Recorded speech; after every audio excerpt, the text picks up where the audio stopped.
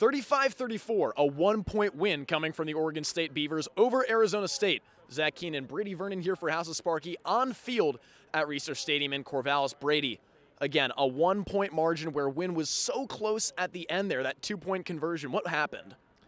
So ASU decides to go for the win. They run a toss play to Benjamin, and he kind of improvises and throws it in the end zone, gets kicked off. The play was for them to run it all the way, but knew very quickly he was not going to get there, so he was just going to throw it up. Likens and Edwards and Eva Daniels spoke on it that they were trying to do the opposite of what the 2-point conversion was against UCLA, where they faked a pitch to Eno, and Jaden kind of bootlegged right into the end zone. And they were hoping that Oregon State was watching film and would overcompensate for Daniels and just follow him, and that didn't work well.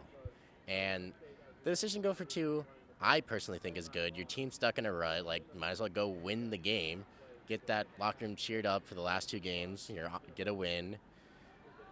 The play call. You don't see a guy like Ethan Long who you could do a trick play with pass or run. There's not maybe just a read option where they have to defend either Daniels or Benjamin.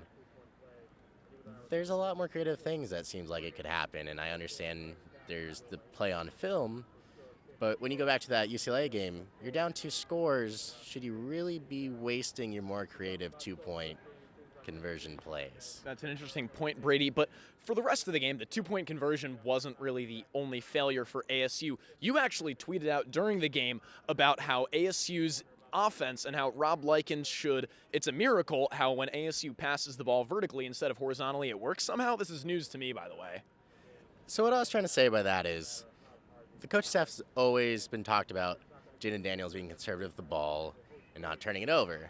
And last week, in his absence, we saw Joey Yellen kind of say, I'm going to huck it a few times. And it was working and got those longer touchdowns. And in the second half, it seemed like ASU was starting to get away from the screens, the swing passes, the Eno, and started getting more success. There was the 3rd and 10 or so that Ayuk got a good ball.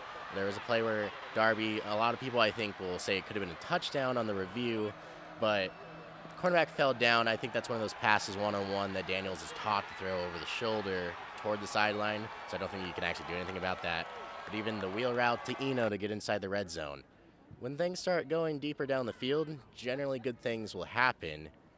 You might get an interception there, but you got to take a chance instead of throwing screens on 3rd and 10. Yeah, well, turnovers, bad passes, short passes that weren't needed aside, bad play calling really aside. ASU now only has 2 more opportunities at bowl eligibility, Brady. They were 5-1 at one point this season. Right now the Sun Devils stand at 5-5.